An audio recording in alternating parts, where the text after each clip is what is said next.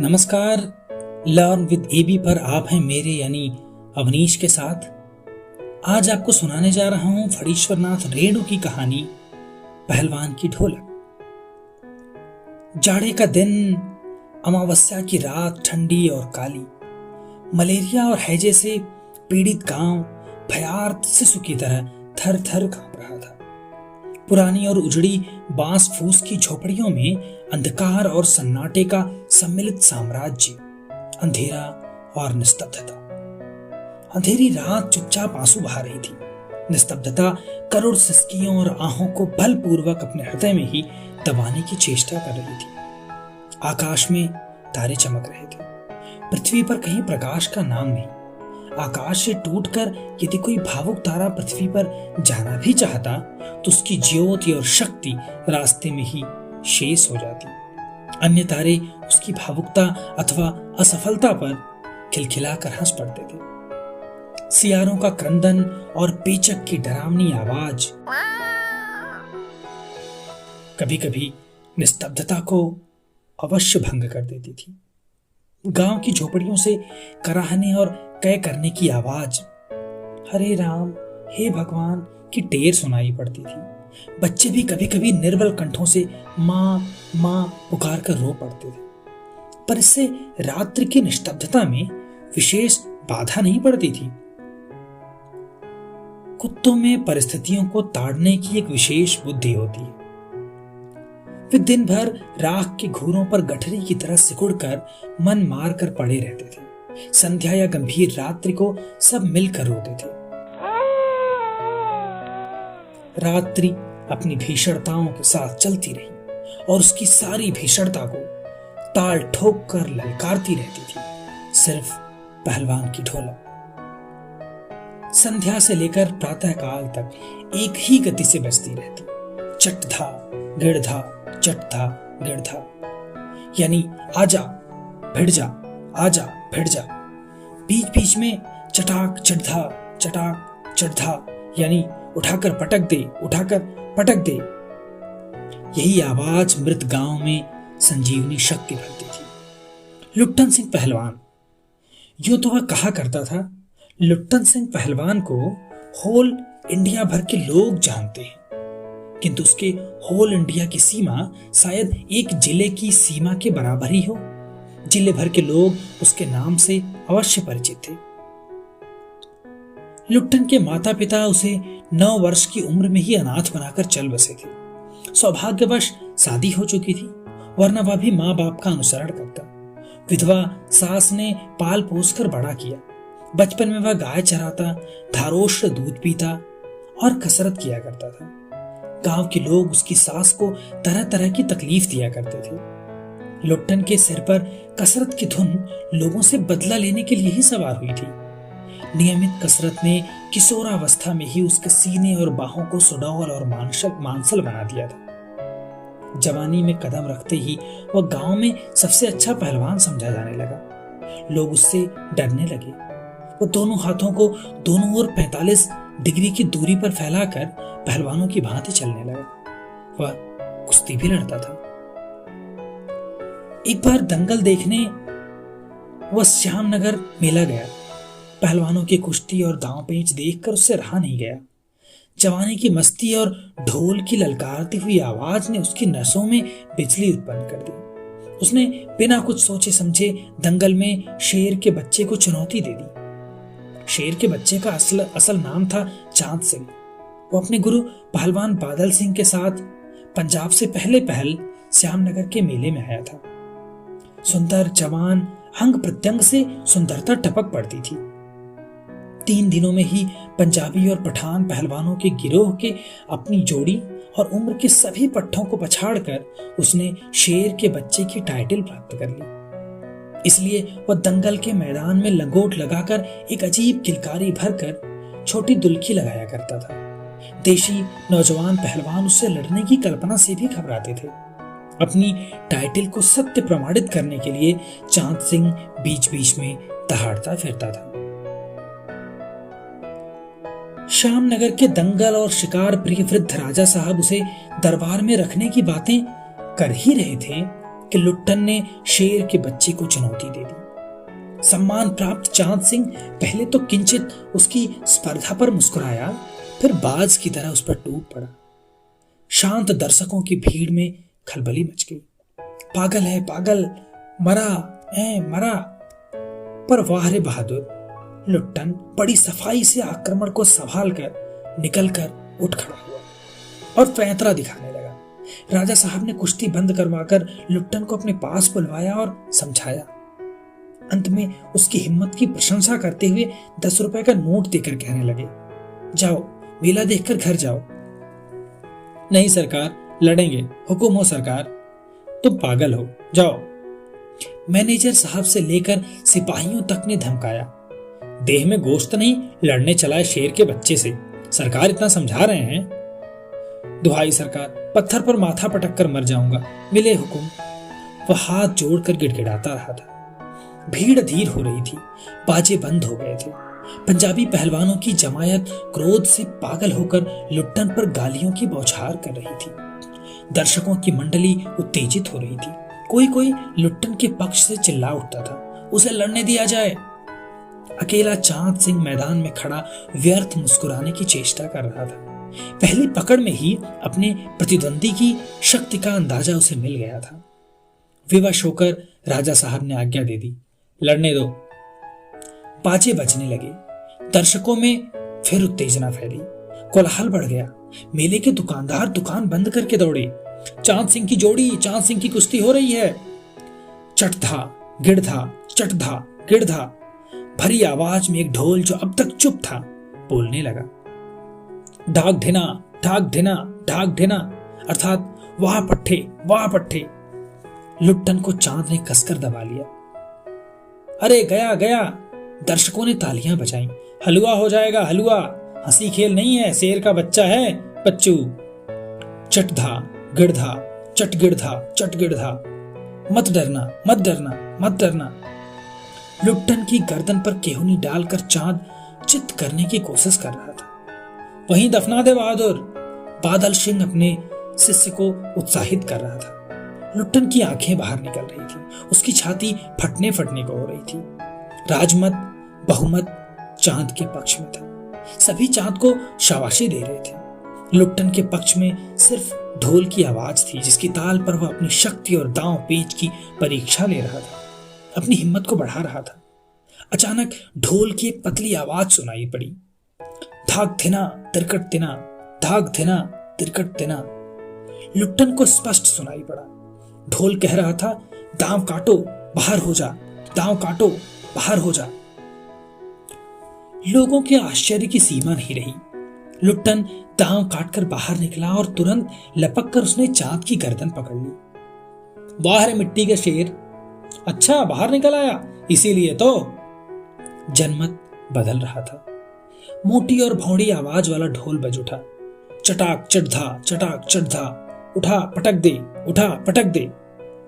लुट्टन ने चालाकी से दांव और जोर लगाकर चांद को जमीन पर दे मारा। धिना धिना धिक धिना, अर्थात चित्त करो, चित्त करो। लुट्टन ने अंतिम जोर लगाया। चांद सिंह चारों खाने चित्त हो रहा। धागिड़गिड़, धागिड़गिड़, धागिड़गिड़, यानी वाह बहादुर, वाह बहादुर, वाह बहादुर। जनता यह स्थिर नहीं कर सकी कि किसकी जय ध्वनि की जाए। फलतः अपनी अपनी इच्छा अनुसार किसी ने मां दुर्गा की, महावीर जी की, कुछ ने राजा श्यामानंद की जय ध्वनि की। अंत में सम्मिलित जय से आकाश गूंज उठा। विजयी लुट्टन कूदता फांदता, ताल ठोंकता सबसे पहले बाजे वालों की ओर दौड़ा और ढोलों को श्रद्धा पूर्वक प्रणाम किया। फिर दौड़कर उसने राजा साहब को गोद में उठा लिया। राजा साहब के कीमती कपड़े मिट्टी में सन गए। मैनेजर साहब ने आपत्ति की, हैं अरे अरे, किंतु राजा साहब ने उसे स्वयं छाती से लगाकर गदगद होकर कहा, जीते रहो बहादुर, तुमने मिट्टी की लाज रख ली। पंजाबी पहलवानों की जमायत चांद सिंह की आंखें पोंछ रही थी। लुट्टन को राजा साहब ने पुरस्कृत ही नहीं किया, अपने दरबार में सदा के लिए रख लिया। तब से लुट्टन राज पहलवान हो गया और राजा साहब उसे लुट्टन सिंह कहकर पुकारने लगे। राज पंडितों ने मुंह बिचकाया, हुजूर जाति का सिंह मैनेजर साहब छत्री थे, क्लीन शेव्ड, चेहरे को संकुचित करते हुए अपनी शक्ति लगाकर नाक के बाल उखाड़ रहे थे। चुटकी से अत्याचारी बाल को रगड़ते हुए बोले, हाँ सरकार, यह अन्याय है। राजा साहब ने मुस्कुराते हुए सिर्फ इतना कहा, उसने क्षत्रिय का काम किया है। उसी दिन लुट्टन सिंह पहलवान की कीर्ति दूर दूर तक फैल गई। पौष्टिक भोजन और व्यायाम तथा राजा साहब की स्नेह दृष्टि ने उसकी प्रसिद्धि में 4 चांद लगा दिए। कुछ वर्षों में ही उसने एक एक कर सभी नामी पहलवानों को मिट्टी सुंघाकर आसमान दिखा दिया। काला खां के संबंध में एक बात मशहूर थी कि वह ज्यों ही लंगोट लगाकर आली कहकर अपने प्रतिद्वंदी पर टूटता है, प्रतिद्वंदी पहलवान को लकवा मार जाता है। लुट्टन ने उसको भी पटक कर लोगों का भ्रम दूर कर दिया। उसके बाद से वह राज दरबार का दर्शनीय जीव ही रहा। चिड़ियाखाने में पिंजड़े और जंजीरों को झकझोर कर बाघ दहाड़ता, हाऊ हाऊ। सुनने वाले कहते, राजा का बाघ बोला। ठाकुर बाड़े के सामने पहलवान गरजता, महावीर। लोग समझ लेते, पहलवान बोला। मेलों में वह घुटने तक लंबा चोगा पहने अस्त व्यस्त पगड़ी बांधकर मतवाले हाथी की तरह झूमता चलता। दुकानदारों को चुहल करने की सोचती। हलवाई अपनी दुकान पर बुलाता, पहलवान काका, ताजा रसगुल्ला बना है, जरा नाश्ता कर लो। पहलवान बच्चों किसी स्वाभाविक हंसी हंसकर कहता, अरे तनी मनी का है, ले आवा 1.5 सेर, और बैठ जाता। 2 सेर रसगुल्ला को उधरस्त करके मुंह में 8-10 पान की गिलोरियां ठूंस ठुड्डी को पान के रस से लाल करते हुए अपनी चाल से मेले में घूमता। मेले से दरबार लौटने के समय उसका अजीब हुलिया रहता। आंख पर रंगीन अबरख का चश्मा, हाथ में खिलौने को नचाता और मुंह से पीतल की सीटी बजाता हंसता हुआ वह वापस जाता।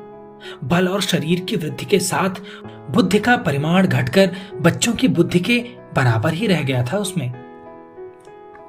दंगल में ढोल की आवाज सुनते ही वह अपने भारी भरकम शरीर का प्रदर्शन करना शुरू कर देता। उसकी जोड़ी तो मिलती ही नहीं थी। यदि कोई उससे लड़ना भी चाहता तो राजा साहब लुट्टन को आज्ञा ही नहीं देते। इसलिए वह निराश होकर लंगोट लगाकर देह में मिट्टी मल और उछाल कर अपने को सांड या भैंसा साबित करता रहता। बूढ़े राजा साहब देख देख कर मुस्कुराते रहते। यूं ही 15 वर्ष बीत गए। पहलवान अजेय रहा। वह दंगल में अपने दोनों पुत्रों को लेकर उतरता था। पहलवान की सास पहले ही मर चुकी थी। पहलवान की स्त्री भी 2 पहलवानों को पैदा करके स्वर्ग सिधार गई। दोनों लड़के पिता की ही तरह गठीले और तगड़े थे। दंगल में दोनों को देखकर लोगों के मुंह से अनायास से निकल पड़ता, वाह, बाप से भी बढ़कर निकलेंगे ये दोनों बेटे। दोनों ही लड़के राज दरबार के भावी पहलवान घोषित हो चुके थे, अतः दोनों का भरण पोषण दरबार से ही हो रहा था। प्रतिदिन प्रातःकाल पहलवान स्वयं ढोलक बजा बजाकर दोनों से कसरत करवाता। दोपहर में लेटे लेटे दोनों को सांसारिक ज्ञान की भी शिक्षा देता। समझे, ढोलक की आवाज पर पूरा ध्यान देना। हाँ, मेरा गुरु कोई पहलवान नहीं, यही ढोल है, समझे। ढोल की आवाज के प्रताप से ही मैं पहलवान हुआ। दंगल में उतरकर सबसे पहले ढोलों को प्रणाम करना, समझे। ऐसी ही बहुत सी बातें वह कहा करता। फिर मालिक को कैसे खुश रखा जाता है, कब कैसा व्यवहार करना चाहिए आदि की शिक्षा वह नित्य दिया करता था। किंतु उसकी शिक्षा दीक्षा सब किए कराए पर एक दिन पानी फिर गया। वृद्ध राजा साहब स्वर्ग सिधार गए। नए राजकुमार ने विलायत से आते ही राज्य को अपने हाथ में ले लिया। राजा साहब के समय शिथिलता आ गई थी, राजकुमार के आते ही दूर हो गई। बहुत से परिवर्तन हुए। उन्हीं परिवर्तनों की चपेटाघात में पड़ा पहलवान भी। दंगल का स्थान घोड़े की रेस ने ले लिया। पहलवान तथा दोनों भावी पहलवानों का दैनिक भोजन व्यय सुनते ही राजकुमार ने कहा, टेरेबल। नए मैनेजर साहब ने कहा, हॉरिबल। पहलवान को साफ जवाब मिल गया था। राज दरबार में उसकी आवश्यकता नहीं थी। उसको गिड़गिड़ाने का भी मौका नहीं दिया गया। उसी दिन वह ढोलक कंधे से लटकाकर अपने दोनों पुत्रों के साथ अपने गांव में लौट आया और वहीं रहने लगा। गांव के एक छोर पर गांव वालों ने एक झोपड़ी बांध दी। वहीं रहकर वह गांव के नौजवानों और चरवाहों को कुश्ती सिखाने लगा। खाने पीने का खर्च गांव वालों की ओर से बंधा हुआ था। सुबह शाम वह स्वयं ढोलक बजाकर अपने शिष्यों और पुत्रों को दांव पेच वगैरह सिखाया करता था। गांव के किसान और खेतीहर मजदूर के बच्चे भला क्या खाकर कुश्ती सीखते। धीरे धीरे पहलवान का स्कूल खाली पड़ने लगा। अंत में अपने दोनों पुत्रों को ही वह ढोलक बजा बजा कर लड़ाता रहा, सिखाता रहा। दोनों लड़के दिन भर मजदूरी करके जो कुछ भी लाते उसी में गुजर होती। अकस्मात गांव पर यह वज्रपात हुआ। पहले अनावृष्टि, फिर अन्न की कमी, तब मलेरिया और हैजे ने मिलकर गांव को भूनना शुरू कर दिया। गांव प्राय सूना हो चला था। घर के घर खाली पड़ गए थे। रोज 2-3 लाशें उठने लगी। लोगों में खलबली मची हुई थी। दिन में तो कलरव, हाहाकार और हृदय विदारक रुदन के बावजूद भी लोगों के चेहरे पर कुछ प्रभा दृष्टिगोचर होती थी। शायद सूर्य के प्रकाश में सूर्योदय होते ही लोग कांकते कूकते कराहते अपने अपने घरों से बाहर निकलकर अपने पड़ोसियों और आत्मीयों को ढाढ़स बंधाते थे। अरे क्या करोगी रोकर दुल्हन, जो गया सो चला गया, वो तुम्हारा नहीं था, और जो है उसका तो देखो। भैया घर में मुर्दा रख के कब तक रहोगे? कफन की क्या जरूरत है, दे आओ नदी में, इत्यादि। किंतु सूर्यास्त होते ही लोग अपनी अपनी झोपड़ियों में जब घुस जाते तो चूं भी नहीं बोलते। उनकी बोलने की शक्ति जाती रहती।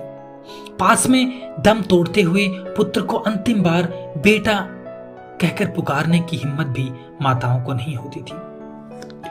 रात्रि की विभीषिका को सिर्फ पहलवान की ढोलक ही ललकार कर चुनौती देती रहती थी। पहलवान संध्या से सुबह तक चाहे जिस ख्याल से ढोलक बजाता हो, किंतु गांव के अर्धमृत औषधि उपचार पथ्य विहीन प्राणियों में वह संजीवनी शक्ति ही भरती थी। बूढ़े बच्चे जवानों की शक्तिहीन आंखों के आगे दंगल का दृश्य नाचने लगता था। स्पंदन शक्ति शून्य स्नायुओं में बिजली दौड़ जाती थी। अवश्य ही ढोलक की आवाज में न तो बुखार हटाने का कोई गुण था और न महामारी की सर्वनाश शक्ति को रोकने की शक्ति ही, पर इसमें संदेह नहीं कि मरते हुए प्राणियों को आंख मूंदते समय कोई तकलीफ नहीं होती थी। मृत्यु से वे डरते नहीं थे। जिस दिन पहलवान के दोनों बेटे क्रूर काल की चपेटाघात में पड़े, असह्य वेदना से छटपटाते हुए दोनों ने कहा था, बाबा उठा पटक दो वाला ताल बजाओ। चटाक चढ़धा। सारी रात ढोलक पीटता रहा पहलवान। बीच बीच में पहलवानों की भाषा में उत्साहित भी करता था, मारो बहादुर। प्रातःकाल उसने देखा उसके दोनों बच्चे जमीन पर निस्पंद पड़े हैं। दोनों पेट के बल पड़े हुए थे। एक ने दांत से थोड़ी मिट्टी खोद ली थी। एक लंबी सांस लेकर पहलवान ने मुस्कुराने की चेष्टा की। दोनों बहादुर गिर पड़े। उस दिन पहलवान ने राजा श्यामानंद की दी हुई रेशमी जांघिया पहन ली। सारे शरीर में मिट्टी मलकर थोड़ी कसरत की। फिर दोनों पुत्रों को कंधों पर लाद कर नदी में बहा आया। लोगों ने सुना तो दंग रह गए। कितनों की हिम्मत टूट गई। किंतु रात में फिर पहलवान की ढोलक की आवाज प्रतिदिन की भांति सुनाई पड़ी। लोगों की हिम्मत दुगनी हो गई। संतप्त माता पिताओं ने कहा, दोनों पहलवान बेटे मर गए, पर पहलवान की हिम्मत तो देखो, 1.5 हाथ का कलेजा है। 4-5 दिनों के बाद एक रात को ढोलक की आवाज सुनाई नहीं पड़ी। ढोलक नहीं बोली। पहलवान के कुछ दिलेर किंतु रुग्ण शिष्यों ने जाकर प्रातःकाल देखा, पहलवान की लाश चित पड़ी है। आंसू पोंछते हुए एक ने कहा, गुरुजी कहा करते थे, जब मैं मर जाऊं तो चिता पर मुझे चित नहीं, पेट के बल सुलाना। मैं जिंदगी में कभी चित नहीं हुआ, और चिता सुलगाने के समय ढोलक बजा देना। वह आगे बोल नहीं सका।